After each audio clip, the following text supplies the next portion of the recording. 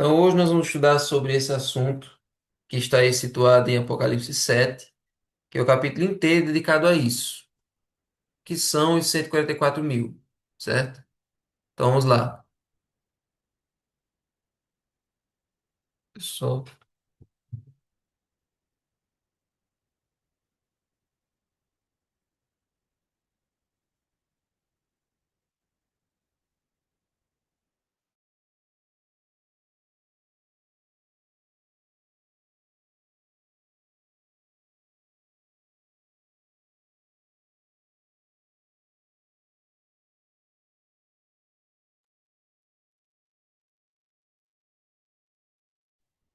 então, vamos lá.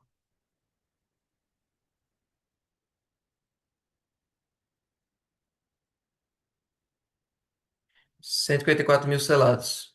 Então, antes de abrir o sétimo selo, Jesus ele interrompe a profecia e dedica o capítulo 7 inteiro para explicar quem vão ser essas pessoas que vão ser salvas.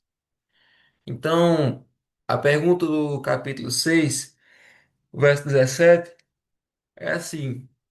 Os grandes, os ricos, os poderosos, eles perguntam: quem é que pode suster-se no grande dia da ira deles? Então o 7 vem com essa resposta, sabia? Então o 6, os ímpios perguntam: quem é que pode aguentar olhar para a face do Cordeiro? Quem é que pode aguentar ficar na presença dele? E aí os santos do capítulo 7 eles podem. Eles vão estar diante do mar de vidro, eles vão estar diante do Cordeiro. Então, nós vamos entender quem são essas pessoas. Então, olha o capítulo 7 verso 1.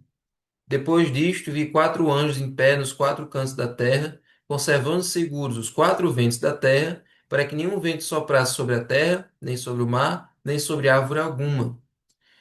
Então é isso que diz no capítulo 7, verso 1. O que significa ventos? Vamos relembrar? Sim, vamos terminar de ver o verso. Vi outro anjo que subia do nascente do sol, tendo o selo do Deus vivo, e clamou em grande voz aos quatro anjos, aqueles aos quais fora dado fazer dano à terra e ao mar, dizendo: Não danifiqueis nem a terra, nem o mar, nem as árvores, até selarmos na fronte os servos do nosso Deus. Então, essa é a imagem do capítulo 7. Quatro anjos nos quatro cantos da terra, no norte, no sul, no leste, no oeste, segurando os quatro ventos. O que significa ventos? Vocês lembram que ventos, olha só, Jeremias Guerras. 4. Isso, muito bem. Agora também eu pronunciarei juízos contra eles. Eis que virá subindo como nuvens e os seus carros como a tormenta. Seus cavalos serão mais ligeiros do que as águias. Ai de nós que somos assolados. Ventos em profecia significa guerras, destruição em massa, tragédia, certo? Confusão, conflitos entre as nações.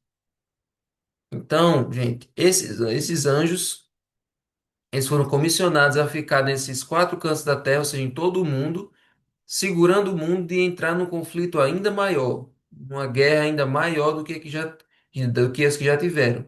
E olha, nós já tivemos Primeira Guerra, Segunda Guerra Mundial, temos vários conflitos armados na Rússia, na Ucrânia, em todo canto. Então, a guerra, o vento é o símbolo da guerra na profecia. Então, Deus está protegendo esse mundo de uma coisa muito pior, de uma coisa muito mais generalizada, por amor aos servos de Deus, por amor aos seus filhos, que Ele tem espalhados pelo mundo todo e que estão sendo selados. Então, verso 4. Então ouvi o número dos que foram selados, que era 144 mil de todas as tribos dos filhos de Israel. Quem são esses 144 mil? Essas pessoas,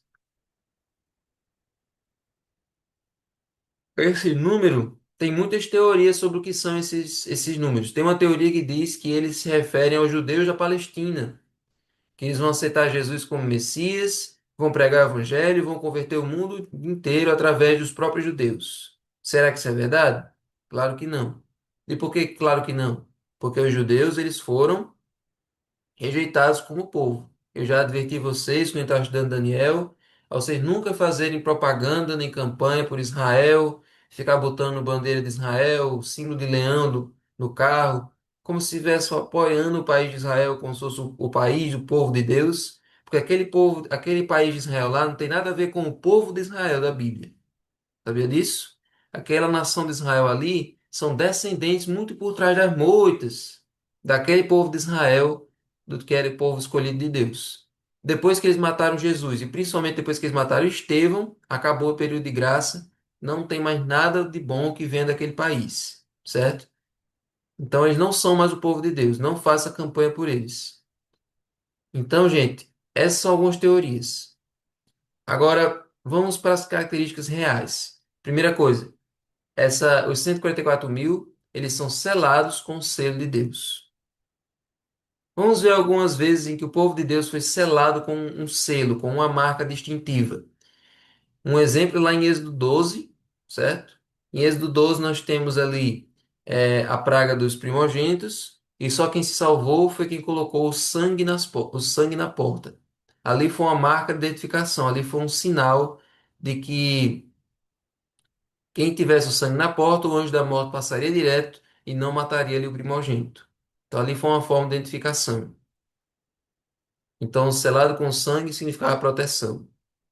Agora, olha isso aqui de Ezequiel. É uma visão que Deus deu a Ezequiel de uma destruição que ia passar pela cidade de Jerusalém. E quem é que iria sobreviver? Ó, e disse-lhe o Senhor: passa pelo meio de Jerusalém e marca com um sinal as testas dos homens que suspiram e que gemem por causa de todas as abominações que se cometem no meio dela. E aos outros disse ele, ouvindo eu: passai pela cidade após ele e feri. Não poupe o vosso olho, nem vos compadeçais, matai velhos, jovens, virgens, meninos e mulheres, até exterminá-los. Mas a todo o homem que tiver o meu sinal, não vos chegueis. E começai pelo meu santuário. E começaram pelos homens mais velhos que estavam diante da casa. Então, assim como na história de Êxodo 12, o selo com o sangue significava proteção. O inimigo passaria, mas não destruiria a vida daqueles que estão selados, marcados. Então, gente, no tempo do fim, o selo de Deus também vai ser a mesma coisa. É um sinal de livramento que será posto naqueles que guardam os mandamentos de Deus, reverenciam a sua lei e se recusam a aceitar o sinal da besta ou da sua imagem. Agora, onde é que a gente encontra esse selo de Deus para que nós possamos ser selados? Onde é que a gente encontra isso? Lá em Êxodo 8, em Isaías 8,16, tem um verso que diz assim: liga o testemunho ou resguarda o testemunho e sela a lei no coração dos meus discípulos. Então, o selo de Deus está na lei. E eu gosto que o Luiz Gonçalves sempre passa esse tema, ele faz uma didática de procurar o selo de Deus no meio dos 10 mandamentos. Então, nós sabemos que o selo dos reis do tempo da Bíblia era aquele um anel de selar, que na parte de cima tinha um carimbo que tinha o nome dele, o cargo dele e o território. Então, qualquer documento oficial do rei tinha que ter o selo dele com essas três informações. Então, se o selo de Deus está na lei, nós temos que procurar no meio dos 10 mandamentos qual é o que tem o nome de Deus, o cargo dele e o território. Então, o nome dele. Então, o primeiro mandamento: não terás outros deuses diante de mim. Não teu nome, nem o cargo, nem o território.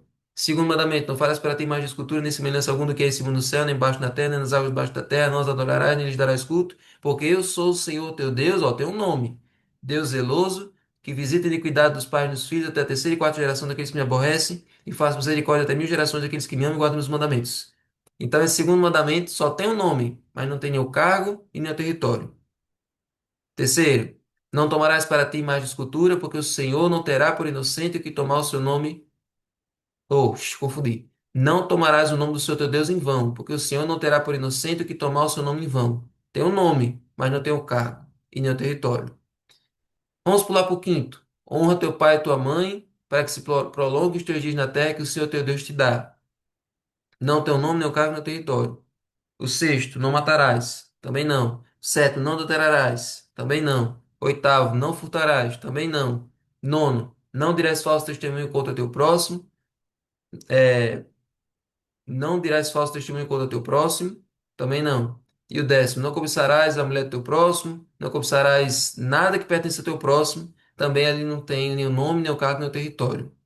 Agora o quarto, que é o que a gente pulou e que todo mundo pula. E porque todo mundo pula, todo mundo esquece que não quer guardar esse mandamento, ele é o mais importante. Lembra-te do dia de sábado para o santificar. 6 dias trabalharás e farás toda a tua obra. Mas o sétimo dia é o sábado do Senhor teu Deus. Já apareceu o nome.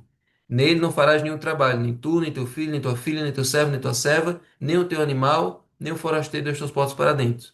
Porque em 6 dias fez o Senhor o céu, a terra e o mar e tudo que neles há. E ao sétimo dia descansou, por isso o Senhor abençoou, o dia de sábado santificou. Veja, o quarto mandamento é o único que tem o nome de Deus.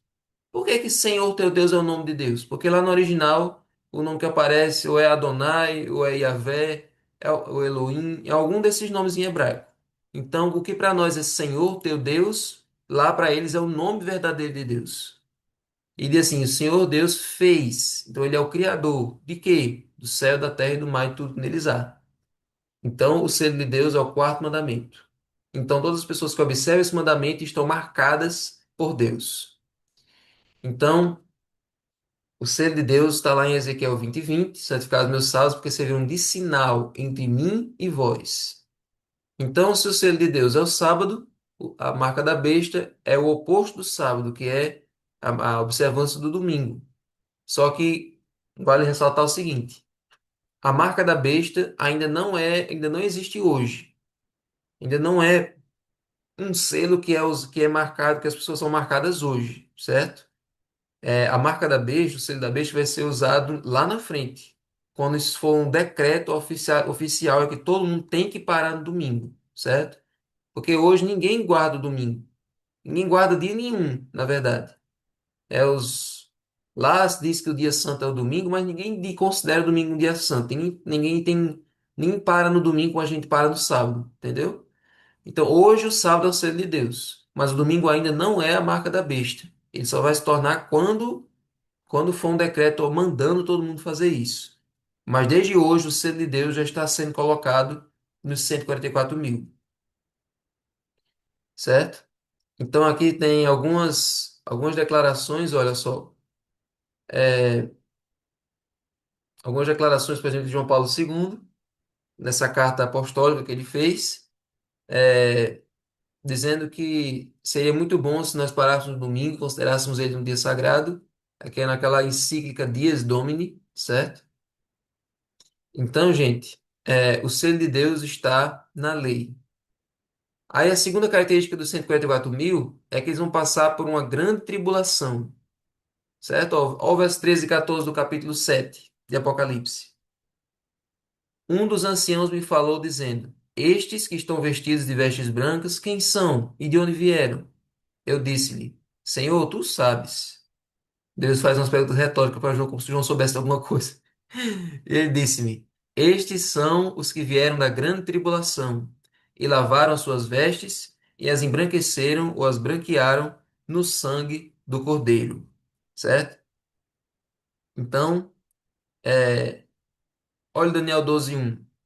E naquele tempo se levantará Miguel, o grande príncipe, que se levanta a favor dos filhos do teu povo, e haverá um tempo de angústia, qual nunca houve, desde que houve nação até aquele tempo. Mas naquele tempo se livrará o teu povo, será livrado o teu povo, todo aquele que for achado inscrito no livro. Então, aí está falando de um grande tempo de angústia, de uma grande tribulação. O mundo todo vai passar por um grande ribuliço perto da volta de Jesus. E os servos de Deus também vão passar por isso, uma grande perseguição. Vão ter a sua vida marcada pelos inimigos, vão ser procurados pelo mundo todo, tratados como os inimigos da paz, os inimigos da ordem. O mundo todo querendo se unir em prol de um dia específico, para bem da ecologia, para bem da sociedade, e esses rebeldes não querem se juntar com os outros. Eles são os causadores das pragas, então nós vamos persegui-los até matá-los. Então, essa é a grande tribulação que os salvos vão passar. Os 144 mil vão passar por isso porque eles vão ser perseguidos pelo restante do mundo. Mas como eles têm o nome escrito no livro da vida, nenhum fio de cabelo da cabeça deles cairá sem que Deus saiba. Eles vão ser protegidos pelos anjos de Deus para poder assistir Jesus voltando de camarote, certo? A terceira característica dos 144 mil, gente, é que eles lavaram suas vestes no sangue do Cordeiro. ao verso 14. Estes são os que vieram da grande tribulação e lavaram as suas vestes e as branquearam no sangue do Cordeiro. O que é lavar as vestes no sangue do Cordeiro? Veste significa caráter. Se eu não tiver o meu caráter ligado ao de Cristo, se eu não tiver a minha natureza santificada pela comunhão com o meu advogado, com o meu Salvador, eu não tenho como ir para o céu. A santificação é um processo diário. Então eu preciso colocar meu caráter sempre para ser alvejado pelo sangue de Cristo. O sacrifício dele, se eu aceitar os méritos do sacrifício dele, eu tenho o perdão dos meus pecados, tenho a minha vida zerada, renovada, e assim eu vou lavando meu caráter todo dia. Então, isso é a conduta dos que vão pertencer aos 154.000, certo? Agora vamos à pergunta de US$ 1 milhão. Esse número, ele é literal ou ele é simbólico? Vamos entender isso agora. É, o que que significa esse número de 154.000? Esse número, gente, é simbólico, não é um número literal. Onde é que nós vemos isso aí? No verso 4 ao verso 8, tem uma descrição aí, gente, das tribos de Israel, certo? Diz assim: Então ouvi o número dos que foram marcados com selo. Eram 144.000 de todas as tribos dos filhos de Israel. Aí tem da tribo tal, 12.000. De cada uma das 12 tribos, tem 12.000 pessoas. Então, 12 vezes 12.000, 144.000. Então, ó, 12 é o número das tribos de Israel. E 12 também é o número dos 12 apóstolos de Cristo. A Santa Cidade, a Nova Jerusalém, tem a dimensão de 12.